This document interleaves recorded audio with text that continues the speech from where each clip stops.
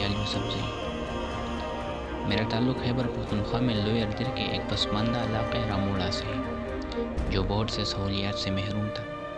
تعلیم کی کمی کی وجہ سے 95% لوگ جاہلیت کی زندگی گزار رہے تھے تو باقی 5% لوگ تعلیم یافتہ تھے، خوشحال تھے، جی رہے تھے، انسانیت سے محبت کرنے والے لوگ تھے۔ میں بھی ایسے لوگوں میں پلا بڑا ہوں۔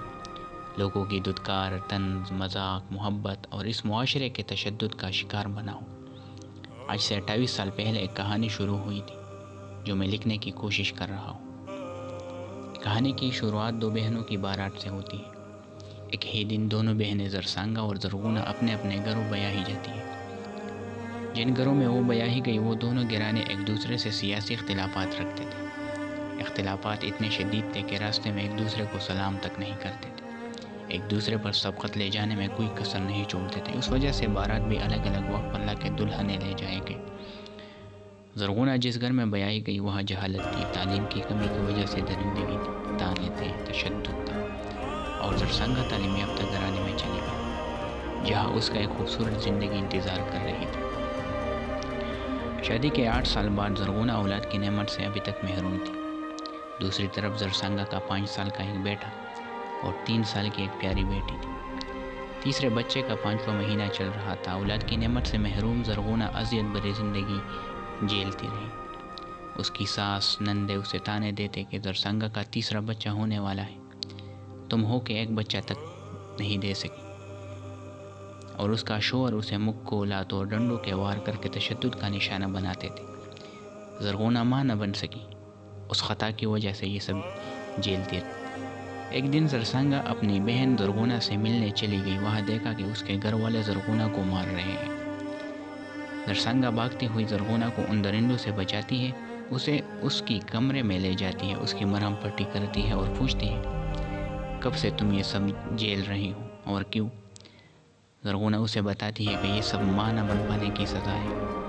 زرسانگا نے اسے اپنے ساتھ لے جانے کی کوشش کی تو زرغونہ کے شوہر عباس نے اسے دھمکی دی کہ اگر گھر سے ایک قدم بھی نکالا تو واپس کبھی نہ آنا۔ زرسانگا اپنے گھر چلی گئی اور اگلی صبح وہ واپس زرغونہ سے ملنے آئی اور کہا کہ میں اپنا ہونے والا بچہ تمہیں دوں گی تاکہ تمہیں اس تشدد سے آزادی مل جائے۔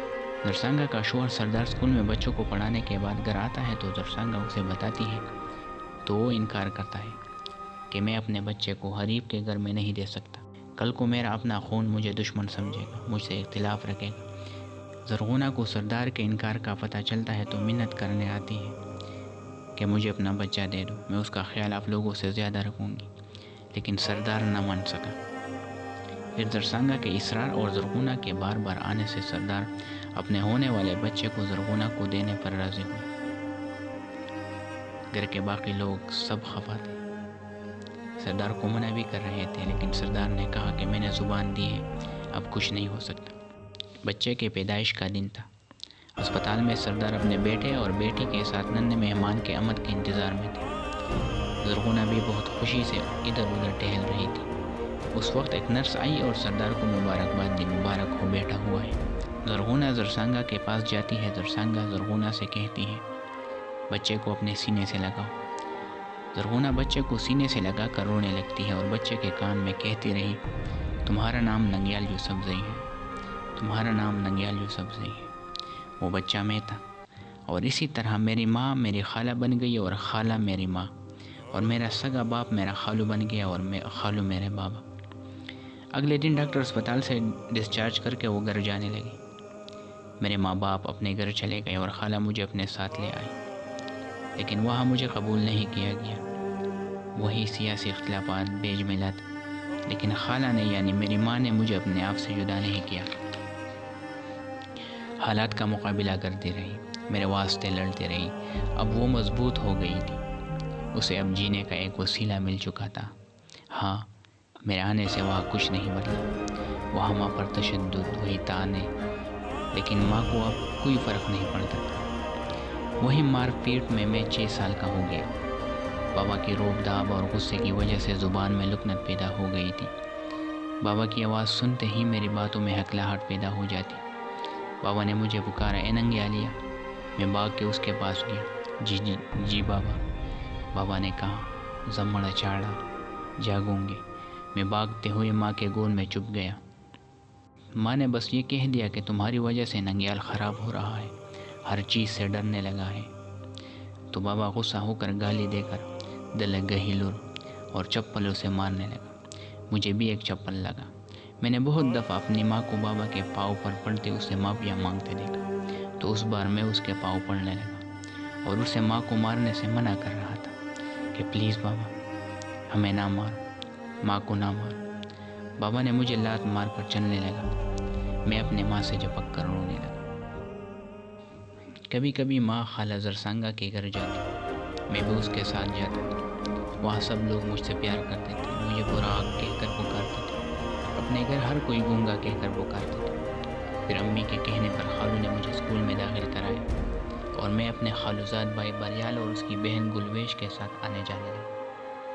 تھوڑے دن گزرنے کے بعد اسکول والوں نے امی کو بلایا اور کہا کہ ننگیال بہت لائق ہے، لیکن بریال اور گلویش کے مقابلے میں ننگیال بہت مختلف ہے، ڈرا ہوا، سہما ہوا، بس اکیلا رہتا ہے، نہ کھیلتا ہے، نہ کسی سے بات کرتا ہے، اسکول کے کسی بھی ایکٹیویٹی میں حصہ نہیں لیتا۔ امی مجھے سمجھاتی رہی، لیکن میرے ہنر، میرے قابلیت دب گئی تھی۔ میرا کوئی دوست نہیں، میرے صحبت کوئی کمپنی نہیں تھی۔ میں سپورٹ نہیں کرتا تھا، نہ گھر میں، نہ اسکول میں، نہ گلی محلے میں، کہیں بھی نہیں۔ میرے زندگی میں چند ہی لوگ تھے جو مجھ سے پیار کرتے تھے، باقی سب لوگ مجھ سے نفرت کرتے تھے اور مجھے اس کی وجہ معلوم نہ تھی۔ میرے بابا، میرے چاچو، سب کو میں اچھا نہیں لگتا تھا، حتیٰ کہ خوشیوں کے دن بھی وہ مجھ سے منہ موڑتے تھے۔ عید کے دن بابا چاچو کے بچوں کو 50 روپے دیتے تھے اور میرے لیے زمین پر 10 روپے پھینکتے ہوئے کہتے کہ آنکھوں میں اٹھا لو۔ چاچو میرے ہی سامنے میرے کزن کو پیسے دیا کرتے تھے، مجھے نہیں دیتے تھے، اور میں کہتا بھی کہ مجھے عیدی نہیں دی تو کہتے کہ بعد میں دے دیں گے، اور اس سے مجھے بہت شرمندگی اٹھانی پڑتی تھی۔ وقت گزرتا رہا اور میں 5ویں کلاس میں داخل ہوا۔ کلاس کے سب سے لائق طالب علم ہونے سے خوشی ہوتی تھی، تو دوسری طرف احساس کمتری بھی ہونے لگی تھی، کیونکہ میں توتلا تھا، میرے باتوں میں لڑکڑاہٹ تھی اور کلاس کے تقریباً سبھی لڑکے میری نقل اتارتے تھے، کوئی گونگا کہتا تو کوئی توتلا، اور میری یہ کمزوری میری زندگی کی کامیابیوں میں حائل ہو رہی تھی۔ نتیجہ یہ ہوا کہ 5ویں کلاس میں پہلی پوزیشن میری نہیں رہی۔ پھر مجھے زبان میں نقص ہونے کے ساتھ ساتھ اپنی شکل صورت بھی بدصورت دکھنے لگی۔ میرے بال، میرے کپڑے سب اچھے نہیں لگتے تھے اور کبھی ہونے کی وجہ سے بھی شرم محسوس کرتا تھا۔ بائی ہاتھ سے لکھنا، کھیلنا اچھا فیل نہیں کرتا تھا کہ لوگ کہیں گے کہ ارے کبے کو دیکھ، کیسا لکھتا ہے، کیسا کھیلتا ہے۔ اب میں روز روتا تھا، اللہ سے شکوہ کرتا تھا کہ میرے اللہ، آپ نے مجھے ایسا کیوں بنایا؟ مجھے ٹھیک بناتے تو کیا ہوتا؟ شکوے شکایت کے ساتھ ساتھ رو رو کر دعائیں بھی مانگتا تھا کہ اے میرے مالک، میرے زبان میں جو بھی نقص ہے ٹھیک کر دے۔ امی مجھے روز سمجھاتی کہ وقت کے ساتھ ساتھ ٹھیک ہو جاؤ گے، لیکن میں روتا رہتا تھا۔ میرے رونے کا ایک وجہ یہ بھی تھی کہ کلاس میں جب ٹیچر کل کی سبق پڑھنے کو کہتے تو میں سبق یاد کرنے کے باوجود زبان کی ہکلاہٹ کی وجہ سے نہیں پڑھ سکتا تھا اور کلاس فیلوں کا مذاق بن جاتا تھا۔ امی نے کبھی بھی میرا ساتھ نہیں چھوڑا، بات بات پر حوصلہ افزائی کرتی تھی، لیکن میری یہ کمزوری ہر جگہ میں ہی پیش کر رہا تھا۔ ایک 10-12 سال کے لڑکے کو جب توتلا، گونگا بلایا جاتا ہے تو اسے کیا ذہنی جذباتی صدمہ ہوتا ہے، وہ کوئی نہیں سمجھ سکتا۔ یہ توتلا پن، میری جھجک اور زبان کی لڑکڑاہٹ میری زندگی کی شرمندگی بن گئی تھی، کیونکہ مجھے ہر روز محسوس کروایا جاتا تھا، گھر میں، اسکول میں، گلی محلے میں، سب جگہ، اور اس کا نقصان یہ ہوا کہ میں معاشرے سے 2 قدم پیچھے رہ گیا، خود کو کمزور سمجھنے لگا، ڈرپوک ہو گیا تھا، غلطی نہ ہونے پر بھی اپنی صفائی پیش نہیں کر سکتا تھا، کبھی کبھی تو ناحق مار بھی پڑتے تھے، غصہ بھی آتا تھا مگر ڈر کے مارے کچھ کہہ نہیں سکتا تھا۔ بعض دفعہ میں نے بھی دوسروں پر ہاتھ اٹھانے کی کوشش کی تھی مگر نہ مار سکا، مجھے ایسا لگ رہا تھا جیسے کسی نے میرے ہاتھ باندھ دیے ہوں۔ ایک دن پڑوس کے لڑکے ماجد نے مجھ سے لڑائی کی تو میں رونے لگا اور اپنی امی کے پاس آ کے کہا ماجد نے مجھے مارا، تو امی نے بھی مارنا شروع کیا اور کہا دوبارہ لڑکیوں کی طرح ٹس پہ بہانا میرے پاس کسی کی شکایت نہ لانا، تم مرد ہو اور مرد بنو، آئندہ یہ نہ سنو کہ تمہیں مار پڑی ہے۔ اس دن کے بعد میں نے کبھی بھی کسی پر اپنا دکھ عیاں نہیں کیا، بس اپنے دل پر جھیلتا رہا۔ ہر روز اپنے کمرے کا دروازہ بند کر کے جی بھر کے رو لیتا تھا، اللہ سے شکوہ کرتا تھا اور اس سے مدد بھی مانگتا تھا۔ خوب رونے کے بعد ہنس کے دروازہ کھول دیتا تھا۔ بہت پرسکون ہو جاتا تھا، جیسے میں نے سب کچھ پا لیا ہو۔ لیکن حقیقت میں ویسا نہیں ہوتا تھا جیسا میں سوچتا تھا۔ میرا وہ سکون چند لمحوں تک ہی ہوتا تھا، کیونکہ احساس کمتری کی وجہ سے اپنا لباس، اپنا جسم، اپنا قول و فعل سب پر ظلم لگتے تھے۔ اور میں دعا بھی یہی مانگتا تھا کہ اللہ مجھے ٹھیک کرے۔ شاید میرے دعاؤں میں اتنا اثر تھا ہی نہیں جس سے میں ٹھیک ہوتا، اور اس کے بعد میں نے کبھی بھی ٹھیک ہونے کی دعائیں نہیں مانگی۔